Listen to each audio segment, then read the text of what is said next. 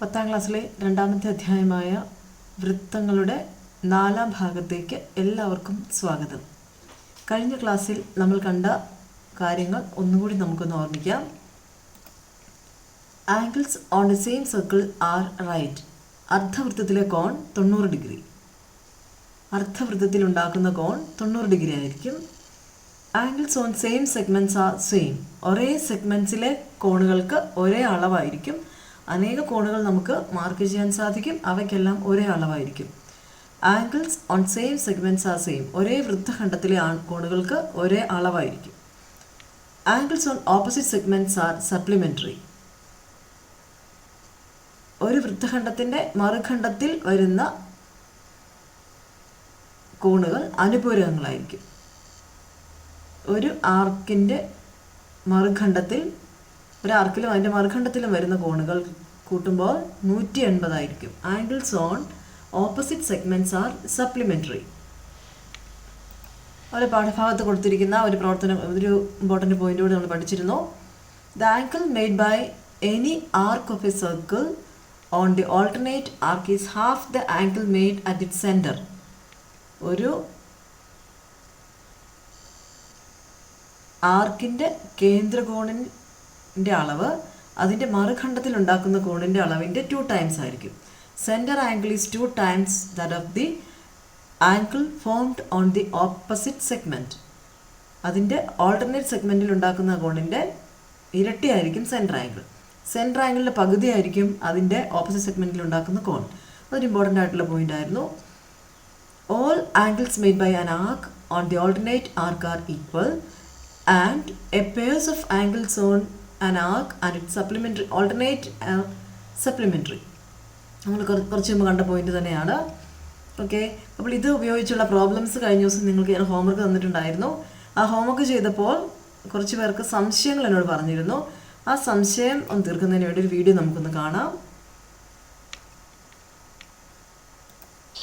In the first case, when these two, the sum of, algebraically we can prove that the sum of these two areas, this is a question from circles,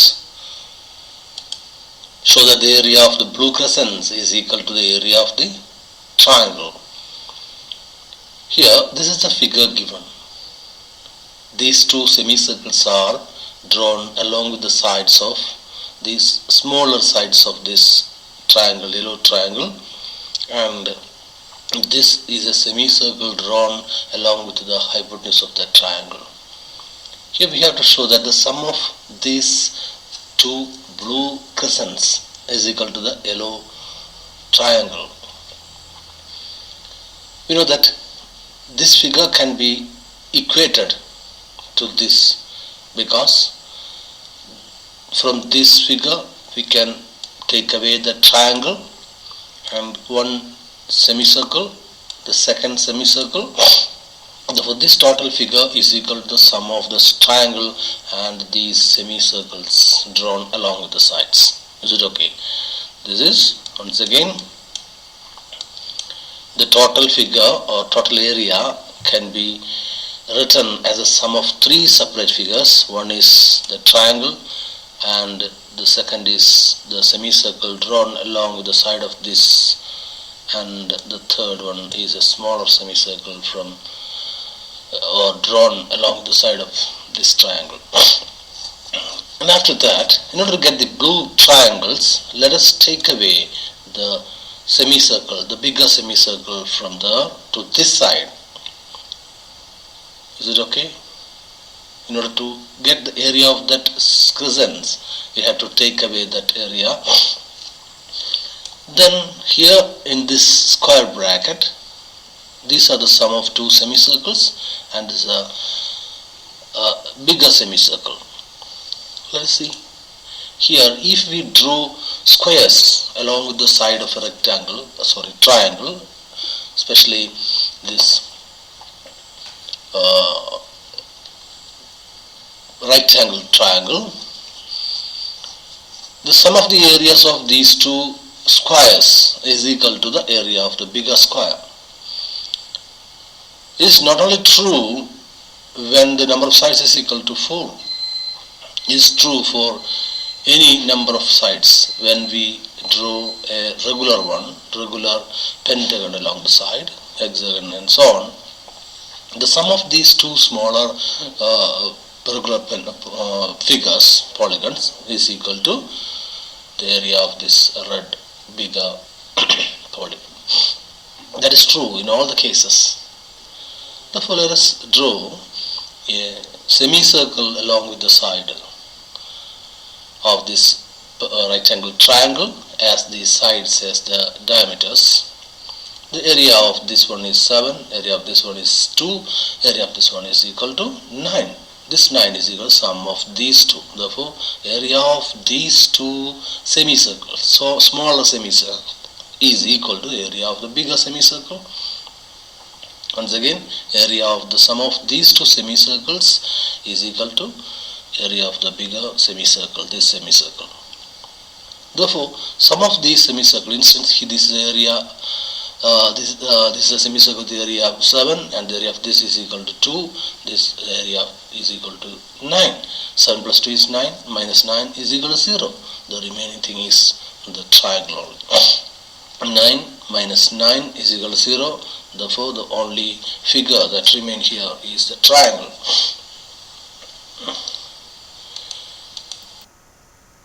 Okay. Clear ആണെന്ന് വിചാരിക്കുന്നു. Okay, അപ്പോൾ നമുക്ക് text book ഒന്ന് നോക്കാം.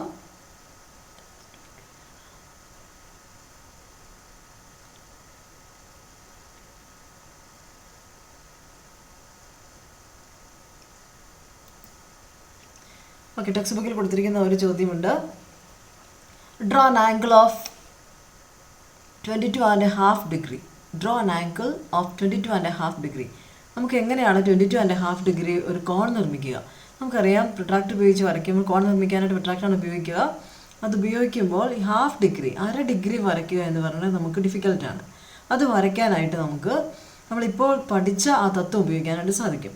ഒരു സർക്കിളിൻ്റെ centre angle, ഏതെങ്കിലും ഒരു ആർക്കിൻ്റെ സെൻറ്റർ ആംഗിൾ അതിൻ്റെ മറുഖണ്ഡത്തിലുണ്ടാകുന്ന കോണിൻ്റെ പകുതിയാണ് എന്നുള്ള, സെൻറ്റർ ആംഗിളിൻ്റെ പകുതിയാണ് മറുഖണ്ഡത്തിലെ കോൺ എന്നുള്ള ആശയം നമുക്കിവിടെ ഉപയോഗിച്ചാൽ നമുക്കിത് ചെയ്യാനായിട്ട് സാധിക്കും. 22.5 ഡിഗ്രി വരയ്ക്കുന്നതിന് വേണ്ടി നമുക്ക് ഇതിൻ്റെ ഡബിൾ ആംഗിൾ, ഇതിൻ്റെ ഡബിൾ എത്രയാണ്? 45 ഡിഗ്രി അല്ലേ? അപ്പോൾ ഇതിൻ്റെ ഡബിൾ 45 ഡിഗ്രി നമുക്കിതിൻ്റെ കേന്ദ്രകോണായിട്ട് വരച്ചാൽ മതി. അപ്പോൾ അതിനായിട്ട് നമുക്കൊരു കോൺ വരയ്ക്കാം 45 ഡിഗ്രി. ഞാനിപ്പോൾ ആംഗിൾ മെഷർ ചെയ്യുന്നില്ല, ഞാനിപ്പോൾ ഇങ്ങനെ ടൈപ്പ് ചെയ്യുന്നതേ ഉള്ളൂ. 45 ഡിഗ്രി കോണാണെന്ന് വിചാരിക്കും.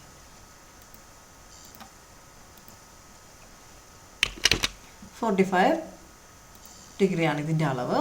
ഇനി നമുക്ക് വേണ്ടത് 22.5 ഡിഗ്രി വരയ്ക്കുന്നതിന് വേണ്ടി നമുക്ക് ഈ ആർക്കിൻ്റെ സെൻറ്റർ ആംഗിളാണ് കാണിച്ചിരിക്കുന്നത്, ഈ മെഷർമെൻറ്റ്. ഇതിൻ്റെ ഓപ്പോസിറ്റ് സെഗ്മെൻറ്റിൽ നമുക്കൊരു കോൺ മാർക്ക് ചെയ്യാം.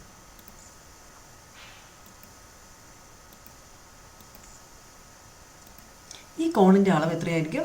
22.5 ആയിരിക്കും. നമുക്കിത് മെഷർ ചെയ്യേണ്ട ആവശ്യമില്ല. അപ്പോൾ നമ്മൾ പഠിച്ച ആ പ്രിൻസിപ്പിൾ ഉപയോഗിച്ച് ഏതെങ്കിലും ഒരു ആർക്കിൻ്റെ സെൻറ്റർ ആംഗിളിൻ്റെ ഹാഫ് ആയിരിക്കും അതിൻ്റെ മറുഖണ്ഡത്തിലുണ്ടാകുന്ന കോൺ എന്നുള്ള ആ പ്രിൻസിപ്പിൾ ഉപയോഗിച്ച് നമുക്ക് ചെയ്യാനായിട്ട് സാധിക്കും. അപ്പോൾ നമുക്ക് വരയ്ക്കേണ്ട കോണിൻ്റെ ഡബിൾ സെൻറ്റർ ആംഗിൾ എടുക്കുക. അപ്പോൾ നമുക്ക് ഈ ചോദ്യം വേറെ ഇത് ചോദിച്ചാൽ 11¼ ഡിഗ്രി വരയ്ക്കാൻ പറഞ്ഞാൽ draw an angle of 11¼ 11.25 degree അളവുള്ള ഒരു കോൺ വരയ്ക്കുക എന്ന് പറഞ്ഞാൽ നമുക്ക് ഈ പ്രവർത്തനം എങ്ങനെ ചെയ്യാനായിട്ട് സാധിക്കും? 22.5 ഡിഗ്രി ആയപ്പോൾ നമ്മൾ അതിൻ്റെ ഇരട്ടി എടുത്തപ്പോൾ 45 ഡിഗ്രി കിട്ടി. 11.25 ആകുമ്പോൾ അതിൻ്റെ ഇരട്ടി എടുക്കുമ്പോൾ എത്ര കിട്ടുന്നത്? 22.5 അല്ലേ കിട്ടുന്നത്? അത് വരയ്ക്കാൻ നമുക്ക് ബുദ്ധിമുട്ടാണ്. അപ്പോൾ നമ്മൾ എന്ത് ചെയ്യും? അതിൻ്റെ ഡബിൾ എടുക്കുക. അപ്പോൾ എന്ത് ചെയ്യും? ഇവിടെ നമ്മൾ 45 നമ്മൾ വരയ്ക്കുന്നു. അതിൻ്റെ മറുഖണ്ഡത്തിൽ മാർക്ക് ചെയ്ത കോണിൻ്റെ അളവ് എത്രയാണ്? 22.5 ആയിരിക്കും. അപ്പോൾ നമ്മൾ വീണ്ടും ഒരു സർക്കിളും കൂടി വരയ്ക്കേണ്ടി വരും. ഒരു സർക്കിളും കൂടി നമ്മൾ വരയ്ക്കുന്നു. ഇത് സെൻറ്റർ ആക്കിക്കൊണ്ടൊരു സർക്കിൾ വരയ്ക്കുന്നു. അപ്പോൾ നമുക്ക് ഇത് സെൻറ്റർ ആക്കിക്കൊണ്ടൊരു സർക്കിൾ വരച്ചാൽ കണ്ടോ, ഞാനൊരു സർക്കിൾ വരച്ചു. ഇനി ഈ ആംഗിൾ എന്ന് പറയുന്നത് ഈ സർക്കിളിൻ്റെ കേന്ദ്രകോണല്ലേ? നോക്കിയേ, ഇപ്പോൾ വരച്ച സർക്കിളിൻ്റെ സെൻറ്റർ ആംഗിൾ അല്ലേ 22.5 ഡിഗ്രി. ഇത് 45 ആണെങ്കിൽ ഇത് 22.5 ആയിരിക്കും. അപ്പോൾ ഇതിൻ്റെ സെൻറ്റർ ആംഗിളായി. അപ്പോൾ എന്ത് ചെയ്താൽ മതി? ഇതിൻ്റെ എൻഡ് പോയിൻറ്റ്സ് നമുക്ക് ജോയിൻ ചെയ്താൽ മതി. എങ്ങനെയാ? ഇവിടെയെങ്കിലും നമുക്ക് വരയ്ക്കാം കേട്ടോ. അങ്ങനെയാണെങ്കിൽ ഈ കോണിൻ്റെ അളവ് എത്രയായിരിക്കും? 11.25 ആയിരിക്കും. മനസ്സിലായോ? 11.25 ഡിഗ്രി വരയ്ക്കാൻ പറഞ്ഞാൽ നമ്മൾ എന്ത് ചെയ്താൽ മതി? അതിൻ്റെ ഡബിൾ എടുക്കുന്നു. അപ്പോൾ നമുക്കിത് 22.5 ആയിരുന്നു. അതിൻ്റെ ഡബിൾ എടുക്കുമ്പോൾ 45 വരും. ഒരു പൂർണ്ണസംഖ്യ വരുന്നത് വരെ നമ്മൾ അതിൻ്റെ ഡബിൾ എടുത്തുകൊണ്ടേ ഇരിക്കുക. പൂർണ്ണസംഖ്യ വരുമ്പോൾ ഒരു സർക്കിൾ വരച്ച് അതിൻ്റെ സെൻറ്റർ ആംഗിൾ 45 മാർക്ക് ചെയ്യുന്നു. അതിൻ്റെ മറുഖണ്ഡത്തിൽ വരയ്ക്കുന്ന കോൺ ഇതിൻ്റെ പകുതിയായിരിക്കും. അപ്പോൾ നമുക്ക് വേണ്ടത് അതല്ലെങ്കിൽ വീണ്ടും എന്ത് ചെയ്യണം? ഇത് കേന്ദ്രകോണാക്കി വീണ്ടും സർക്കിൾ വരയ്ക്കുക. അപ്പോൾ അതിൻ്റെ മറുഖണ്ഡത്തിൽ മാർക്ക് ചെയ്യുന്നത് ഇതിൻ്റെ പകുതിയായിരിക്കും. ഇനി അതുമല്ല വേണ്ടതെങ്കിൽ എന്ത് ചെയ്യും? നമ്മൾ ഇത് സെൻറ്റർ ആക്കിക്കൊണ്ട് വീണ്ടും സർക്കിൾ വരയ്ക്കുന്നു. അതിൻ്റെ മറുഖണ്ഡത്തിൽ വരയ്ക്കുന്ന കോൺ നോക്കുക. അങ്ങനെ നമുക്ക് കുറേ സർക്കിൾസ് വരച്ച് വളരെ രസകരമായിട്ട് ചെയ്യാവുന്ന ഒരു ആക്ടിവിറ്റിയാണിത്. അപ്പോൾ ഇത് നിങ്ങൾ ചെയ്ത് നോക്കുക. വളരെ രസകരമായിട്ട് ചെയ്യാൻ പറ്റുന്ന ഒരു ആക്ടിവിറ്റിയാണ്. ഇനി നമുക്ക് ടെക്സ്റ്റ് ബുക്കിൽ കുറേ പ്രവർത്തനങ്ങൾ നമുക്ക് ചെയ്യാനായിട്ട് കൊടുത്തിട്ടുണ്ടായിരുന്നു. Text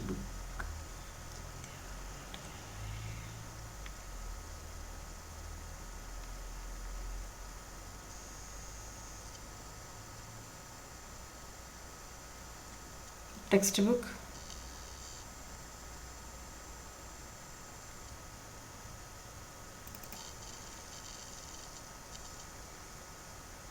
okay.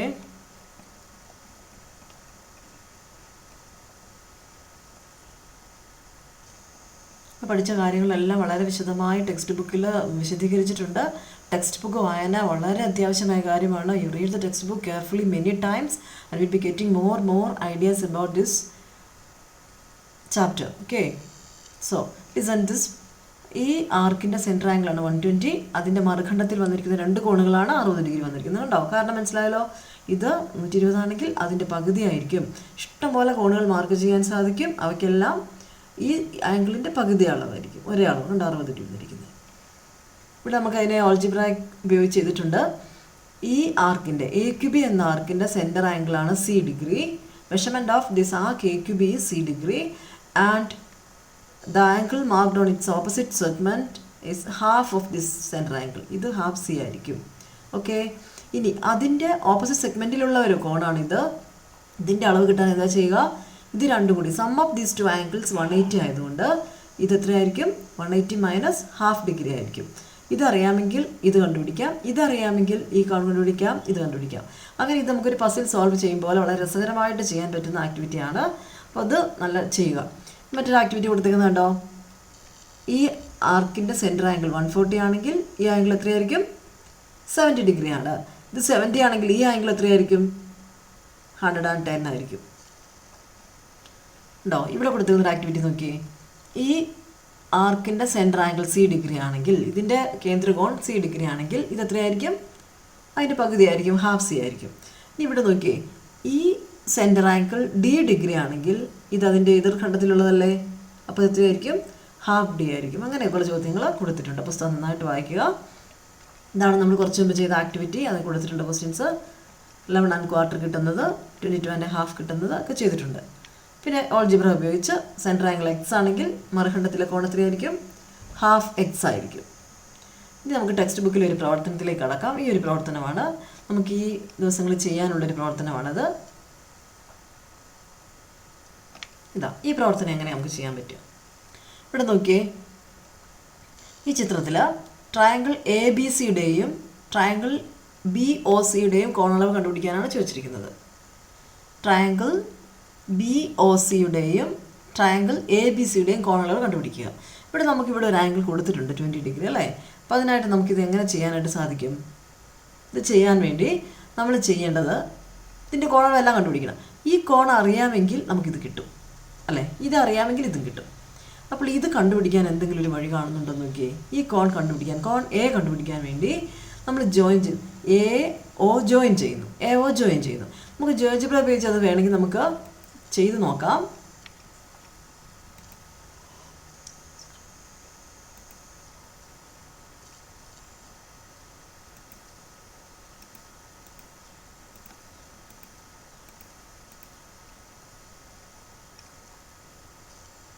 ജിയോജിബ്ര ഉപയോഗിച്ചാൽ ഒരു സർക്കിൾ വരയ്ക്കാം.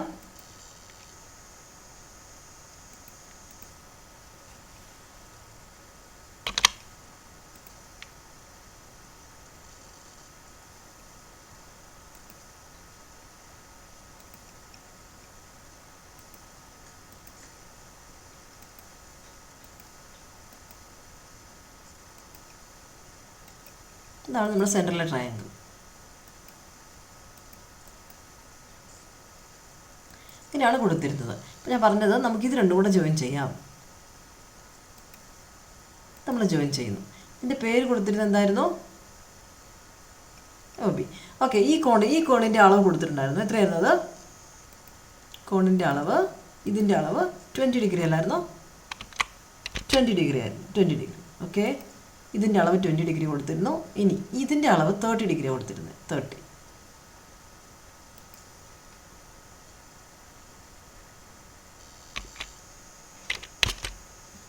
30 ഡിഗ്രി.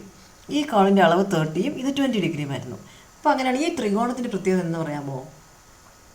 ഇത് വൃത്തത്തിൻ്റെ ആരമാണ്, ഇത് വൃത്തത്തിൻ്റെ ആരമാണ്. രണ്ടും ഒരേ വൃത്തത്തിൻ്റെ ആരങ്ങളായതുകൊണ്ട് തുല്യ നീളമാണ്. അപ്പോൾ ത്രികോണത്തിൻ്റെ പേരെന്തായിരിക്കും? സമപാർശ്വ ത്രികോണം, അതായത് ഐസോസ്ലസ് ട്രയാങ്കിൾ ആണ്. If two sides of the triangles are equal, then triangle is said to be isosceles. If it is isosceles, the base angles are equal എന്ന് പഠിച്ചിട്ടുണ്ട്. അപ്പോൾ ഇതിൻ്റെ ബേസ് ആംഗിൾ 20 ആണ് കൊടുത്തിരിക്കുന്നത്. അങ്ങനെയാണെങ്കിൽ ഈ പോർഷൻ എത്രയായിരിക്കും? ഈ പോർഷൻ എത്രയായിരിക്കും? 20 ഡിഗ്രി തന്നെയല്ലേ? 20 ഡിഗ്രിയാണ്. അങ്ങനെയാണെങ്കിൽ ഈ ട്രയാങ്കിൾ ഐസോസിലസ് അല്ലേ? അങ്ങനെയാണെങ്കിൽ ഇത് 30 ആണെങ്കിൽ ഈ ആംഗിൾ എത്രയായിരിക്കും? ഈ ആംഗിളും എത്ര വരും? 30 ഡിഗ്രിയാണ് വരുന്നത്. 30 ഡിഗ്രി ആണെങ്കിൽ അപ്പോൾ ഈ ടോട്ടൽ ആംഗിൾ എത്രയായിരിക്കും? ഇത് 50 വന്നില്ലേ? ഇത് 50 ആണെങ്കിൽ ഈ സെൻറ്റർ ആംഗിൾ എത്രയായിരിക്കും? അതിന് ഡബിൾ അല്ലേ? 100 വരും അല്ലേ? അപ്പോൾ ഇത് 50, ഇത് 100. അങ്ങനെയാണെങ്കിൽ ഇതിൻ്റെ ബേസ് ആംഗിൾസ് എത്രയായിരിക്കും? ഈ ട്രയാങ്കിൾ എന്തോരം ട്രയാങ്കിളാണ്? ഇതും ഐസോസിലസ് അല്ലേ? നോക്കിയേ, ഈ സെൻറ്റർ ട്രയാങ്കിൾ ഏതാണ്? ഐസോസിലസ് ആണ്. ഐസോസിലസ് ആണെങ്കിൽ ഇത് 50 ആണെങ്കിൽ ബാക്കി എത്ര വരിക? ഇത് 50, ഇത് 100. 100ൻ്റെ ബാക്കി എത്ര വരും? 80 ഡിഗ്രി വരും.